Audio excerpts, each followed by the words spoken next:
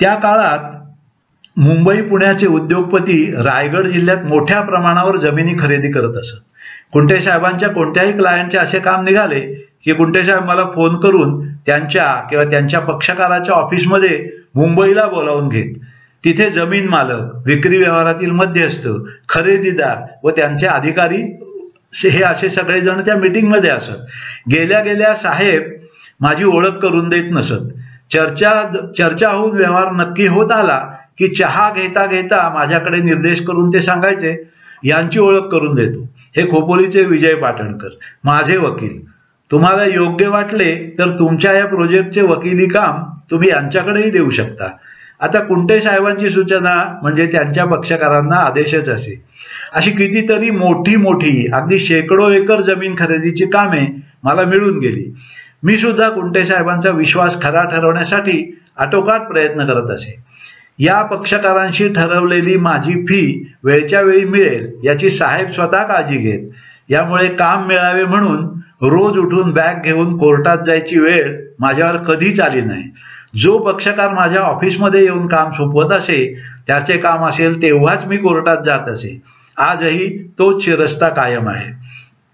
भाऊ कुंटे आणि त्यांनी वकिली व्यवसायात उभे राहण्यासाठी निरपेक्षपणे मला दिलेले प्रोत्साहन, संधी आणि अपरोक्ष शिक्षण या बाबतीत इतरत्र सांगणारच आहे, लिहिलेलेच आहे.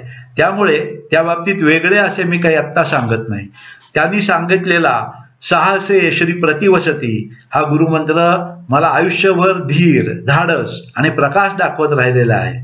आणखीन काय लिहू? आयुष्यात जशा विविध व्यक्ती या गुरु म्हणून येतात, तशीच काही पुस्तकेही गुरुची भूमिका बजावत असतात. आम्हाला महाविद्यालयात अभ्यासाला फॉस्टर सेसेज हे E.M. फॉस्टर या लेखकाने लिहिलेल्या निबंधांचे पुस्तक होते. त्यापैकी एका निबंधाने शिकवलेले अध्यात्म मी कायम स्मरणात ठेवले आहे. त्याचा थोडक्यात सारांश असा: एक लेखक असतो, त्याची महत्वाकांक्षा असते की एक स्वतंत्र असे घर आपल्या मालकीचे व्हावे. एकदा त्याला एका पुस्तकाची चांगली रॉयल्टी म्हणजे मानधन मिळते. तेवढ्या रकमेत येईल असे एक घर परडेही त्याच्या आढळात येते. फक्त एक गैरसोय असते, त्या परड्यातून एक सार्वजनिक पायवाट जात असते. जरा जास्त पैसे जवळ असते तर अशी गैरसोय नसलेली जागाही विकत घेता आली असती असा विचार त्या लेखकाच्या मनात डोकावून जातो. तरीही लेखक खुश असतो, हरखून गेलेला असतो. एका भल्या सकाळी शीतल शुद्ध सुगंधी हवेचा आस्वाद घेत लेखक बाल्कनीत उभा असतो. इतक्यात एक दुर्मिळ सुंदर रंगीत पिसे असलेला एक पक्षी लेखकाच्या परड्यातील एका झाडावर येऊन बसतो. लेखकच तो. त्याच्या मनात येते, किती मस्त झाले, आपण ही मिळकत विकत घेतली म्हणून तर हा सुंदर छान पक्षी आज माझ्या आवारात येऊन बसला ना. लेखकाचा आनंद गगनात मावेनासा होतो. लेखक याच सुखद तंद्रीत मशगूल असताना अचानक तो पक्षी उडून शेजारच्या परड्यातील झाडावर जाऊन बसतो. लेखक जरा खट्टू होतो. थोडे आणखीन पैसे असते तर हे शेजारचे परडेही मी विकत घेतले असते. पक्षी माझ्याच अंगणात राहिला असता. तात्पर्य, माणसाचा सोस, हव्यास, मग तो संपत्तीचा असो की आणखी कुठल्याही गोष्टीचा असो, हा कधीच संपत नसतो, वाढतच जातो. अपेक्षांना कधी शेवट असणारच नाही. हवेपणाचा पक्षी कायम इकडून तिकडे उडतच राहणार आहे. दुसरी गोष्ट म्हणजे धर्मराज आणि भीम यांच्यातला एक संवाद. कोणाही व्यक्तीने किंवा पक्षकाराने मला एकदा कधीतरी विल म्हणजे मरणोत्तर इच्छापत्र करायचे आहे असा मनोदय सांगितला की ही गोष्ट मी त्याला आवर्जून सांगतो. धर्मराजाच्या राजवाड्यावर एक खूप मोठी घंटा टांगलेली होती. राज्यावर काही संकट आले, काही वाईट बातमी असली तर किंवा काही चांगली बातमी असली तरच ही घंटा वाजवली जात असे. धर्मराज हा दानी म्हणून प्रसिद्ध होता. फक्त दानाची वेळ सूर्योदयापासून सूर्यास्तापर्यंत एवढीच असे. सूर्यास्तानंतर येणाऱ्याला दुसऱ्या दिवशी यावे लागे. एकदा एक गरीब ब्राह्मण काही मदत मिळेल या आशेने आला. घनघोर पावसाळ्याच्या दिवसात भिजून दमून भागून धर्मराजाकडे पोहोचेपर्यंत सूर्यास्त होऊन गेला.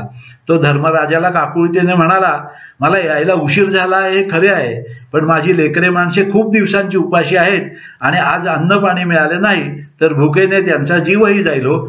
धर्मराजा म्हणाला, हे ब्राह्मणा, मला तुझी निकड समजते आहे, पण नियम म्हणजे नियम. तू उद्या सकाळी ये, मी तुला वर्षभर पुरेल एवढे धान्य, सरपण, कपडे लत्ते सर्व काही देईल. भीम तिथेच उभा असतो. हा संवाद ऐकून भीम सरळ महालावरची विशाल घंटा जोराजोराने बडवू लागतो. धर्म विचारतो, अरे काय झाले आहे? वार्ता संकटाची आहे की आनंदाची? भीम म्हणतो, आनंदाचीच तर आहे. आत्ताचे तुझे बोलणे ऐकून मी खूप आनंदी झालो आहे. केवढा हा तुझा आत्मविश्वास! उद्या सकाळपर्यंत हा ब्राह्मण जिवंत राहणार आहे आणि तू सुद्धा त्याला भरभरून दान द्यायला जिवंत असणार आहेस. आनंदाचीच बातमी नाही काही? धर्माला त्याची चूक कळून येते. तो त्या ब्राह्मणाला जे काही हवे होते त्याचे तात्काळ दान देतो. तात्पर्य, मनात आले आहे तर लगेच इच्छापत्र म्हणजे विल लिहून ठेवले पाहिजे. कोणास ठाऊक उद्या किंवा नंतर कधीची तरीची वेळ ही येईपर्यंत आपण जिवंत असू नसू. माझा चुलत भाऊ शरद एखादा व्यवहार तात्काळ ठरवून पार पाडताना म्हणायचं ते वाक्य आठवले, तुरद्दानम महापुण्यम. 3-4 पाने या गोष्टीवेल्हाळपणात खर्च झाली खरी, पण गोष्ट माझीही समजून घ्यायची तर माझ्या जडणघडणीवर कोणकोणत्या विचारांचा प्रभाव आहे त्यापैकी काही गोष्टी सांगाव्यात इतकाच हेतू आहे.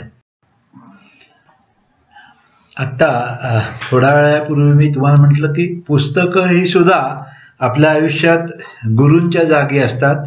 आपल्याला एक प्रकारे पुस्तकं हे सुद्धा आपले गुरु असतात. तर आता सांगतो माझ्या आयुष्यातलं पुस्तकांचं जग, त्याच्याबद्दल थोडीशी गंमत.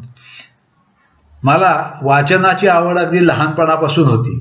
आईसुद्धा गोष्टींची, संस्कारांची पुस्तके आणून देत असे. तिने आणून दिलेल्या पहिल्या पुस्तकाचे नाव होते कुठे कसे वागावे. मला त्यातले एक वाक्य अजूनही आठवते, ऐसी जगह बैठ जहां से कोई ना कहे उठ. खोपोलीच्या वाचनालयाची वर्गणी भरली.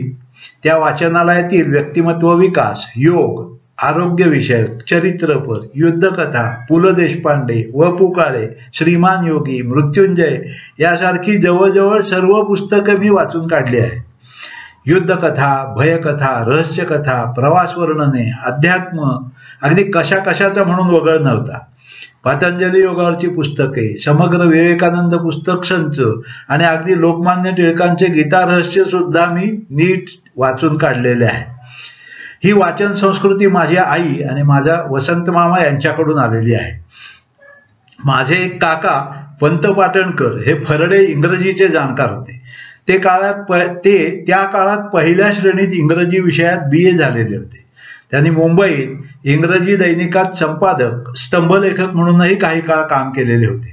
खोपोलीला ते जनता विद्यालयात इंग्रजीचे अध्यापक होते. त्यांनी विनोबा भावे यांच्या भूदान चळवळीतून प्रेरणा घेऊन सध्या शाळेची असलेली जवळजवळ 6-7 एकर अशी सर्व जमीन KTSP या शिक्षण संस्थेला दान केलेली आहे. त्यांच्याकडेही पुष्कळ आणि इंग्रजी पुस्तके असत. त्यातली PG वुडहाऊस या विनोदी लेखकाची 20 पुस्तके मीही वाचून काढली आहेत.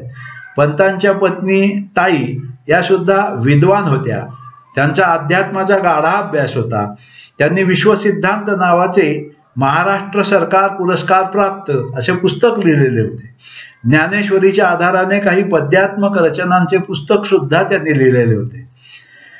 फर्ग्युसन कॉलेजच्या हॉस्टेलमध्ये माझ्या शेजारच्याच खोलीत मला 1 वर्ष सिनियर असलेला किरण कुंदर्गी नावाचा मित्र होता. त्यालाही वाचनाची खूप आवड होती. डेल कार्नेगीची पुस्तके, कसली इंटरनॅशनल टेक्निकल विषयावरची मासिके ही तिथेच पहिल्यांदा वाचनात आली. तो आणि मी फावल्या वेळात डेक्कन भागात फिरायला जायचो. त्यानेच मला अभ्यासाची आणि दुर्मिळ पुस्तकं, यात काही पायरेटेड प्रिंट सुद्धा असत, तर अशी ही पुस्तकं नाममात्र किमतीत विकणाऱ्या रद्दीच्या आणि रस्त्यावरच्या पुस्तक विक्री दुकानांची ओळख किरणनेच करून दिली. आजही ही फुटपाथवर थाटलेली ठिकाणे दिसली की माझे पाय तिथे थबकतात. 200-300 रुपयांची खरेदी सहज होते. तिथून कितीतरी छान छान पुस्तके माझ्या आयुष्यात आली आणि त्यापैकी काही पुस्तकांनी माझ्या आयुष्याला दिशा दिली. माझा मामे भाऊ डॉक्टर श्रीकांत कार्लेकर याचाही माझ्या मनात पुस्तकांची आवड निर्माण करण्यात मोठा वाटा आहे. नॅशनल जिओग्राफीच्या सुंदर अंकांची ओळख त्याच्यामुळेच झाली. आई वसंत मामा, किरण कुंदर्गी आणि श्रीकांत कार्लेकर ही पुस्तकांच्या दुनियेची पहिली प्रवेशद्वारे होती. आजही माझ्या वैयक्तिक संग्रहात 100-200 पुस्तके आहेत. व्यक्तिमत्व विकास म्हणजे Dale Carnegie, Robin Sharma, Stephen Covey, Brian Tracy वगैरे अशा लेखकांनी लिहिलेली ही व्यक्तिमत्व विकासावरची पुस्तकं, अध्यात्म, योग, औषधोपचार, व्यायाम, जगराहटी, प्रवास इत्यादी अनेक विषयावर लिहिलेली पुस्तके माझ्या संग्रही आहेत. त्यात कथा कादंबरी अशी पुस्तके जवळजवळ नाहीतच. पुस्तकांबद्दल तर तुम्हाला सांगितलं. आता थोडंसं अध्यात्म आणि मी याच्याबद्दलही जाणून घ्या. माझा कोणताही एकच असा आध्यात्मिक गुरु नाही. कोणा एकाकडून अनुग्रह वगैरे असला सोपस्कार काहीही नाही. आध्यात्मिक विषयावरची पुस्तके, वेगवेगळ्या ठिकाणी ऐकलेली प्रवचने, हल्लीच्या युगात यूट्यूब चॅनल्सवरील व्हिडिओ हेच माझे गुरु. कोणा एकाचे विचार आवडले, बुद्धीला पटले की मग त्याचे समग्र साहित्य वाचून काढणे, त्याने दिलेली व्याख्याने ऐकणे, काही मनन करणे, काय घेता येईल, अंगीकारता येईल त्याच्यावर विचार करणे आणि मग पुढचा प्रवास, पुढच्या गुरुचा शोध. या संदर्भात मला खोपोलीच्या गगनगिरी आश्रमात लावलेल्या एका पोस्टरवरचे वाक्य नेहमीच आठवते. गुरु हे प्रवेशद्वार आहे, तेथेच न घुटमळता पुढे गेले पाहिजे. कर्मकांड म्हणाल तर घरातल्या देवांची रोजची व्यवस्थित पूजा, कधी कधी स्तोत्र आरत्या यांसह, सवडीनुसार संध्या, गणपती स्तोत्र, अथर्व शीर्ष, श्री सूक्त, पुरुष सूक्त, विष्णू सूक्त, रामरक्षा, मारुती स्तोत्र यांचे मनपूर्वक पठण, कधी कधी मनाचे श्लोक, भगवद्गीता, पतंजली योगसूत्र यांचे वाचन, कधी कधी विशेषतः प्रवासात या सर्व गोष्टींचे मोबाईलच्या साह्याने शांत चित्ताने श्रवण. उपासतापास म्हणाल तर अंगारक चतुर्थी, आषाढी आणि कार्तिकी एकादशी, शिवरात्र इतकेच उपास. बऱ्याचदा एकादशी दुप्पट खाशी या मंत्राचे अनुकरण करून. आमच्याकडे गणपती 1.5 दिवसच असतो. वर्षभरात ही पूजा अत्यंत मनोभावे केली जाते. मुले मोठी कळती होईपर्यंत भटजी बोलावून पूजा असे. माझी मुंज झाल्यापासून ही पूजा मीच करत असे. भटजींच्या मागे मागे लागून त्यांना पकडून आणून केल्या जाणाऱ्या ज्या गणपतीच्या उरक पूजा असतात त्याच्यावरचं माझं मनच उडाले. मुलगे मोठे झाल्यावर आता मी पूजा कशी करायची ते सांगतो आणि ते पूजा करतात. कधी कधी वर्षभरात एखाद्या वेळेस सत्यनारायण पूजाही होते. गुढीपाडवा, दसरा, दिवाळीतल्या नैमित्तिक पूजा आणि गुढी, शस्त्र, सरस्वती, लक्ष्मी यांच्या पूजाही होतात. मनाचे श्लोक, दासबोध, ज्ञानेश्वरी, तुकाराम गाथा, भगवद्गीता, संतांची चरित्र वगैरे मी वाचलेली आहेत आणि अधूनमधून त्यांचे पारायणही करतो. कुटुंबातील अन्य कोणावरही मी करतो म्हणून तुम्हीही करा, तुम्हीही वाचा असला दुराग्रह मी धरत नाही. माझ्या आई वडीलही असे दुराग्रही कर्मठ नव्हते.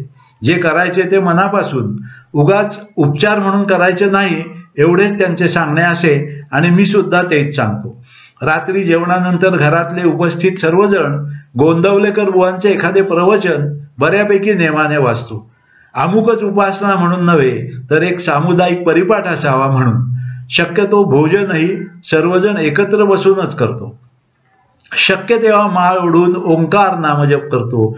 जपातून यम म्हणजे सत्य, अहिंसा, अस्तेय, ब्रह्मचर्य, अपरिग्रह, नियम म्हणजे शौच, संतोष, तप, स्वाध्याय, ईश्वर प्रणिधान, आसन, प्राणायाम, प्रत्याहार, धारणा यांचे स्मरण टिकवण्याचा प्रयत्न करतो. हे सर्व जगत आणि मी एकच आहे हे समजायला मदत होते. मग कसलीच चिंता, भय वाटत नाही. अगदी मरणाचेही भय वाटत नाही. सर्व काही चांगलेच होईल हा विश्वास दृढ होतो. आणखीन काय पाहिजे? आमच्या या इझीबज चॅनलला आपण भेट दिलीत, आमचा व्हिडिओ पाहिलात याबद्दल खूप खूप धन्यवाद आणि आपला खूप आभारी आहे. तुम्हाला यातले व्हिडिओ आवडले तर आवर्जून लाईक करायला विसरू नका. तुमचं प्रोत्साहन हीच आमची ताकद आहे. तुमच्या संपर्कातील व्यक्तींना आणि ग्रुपवर हे व्हिडिओ फॉरवर्ड करायला विसरू नका. आणि मुख्य म्हणजे आमचं चॅनेल सबस्क्राईब करा अशी विनंती आहे. पुन्हा एकदा धन्यवाद. आभार.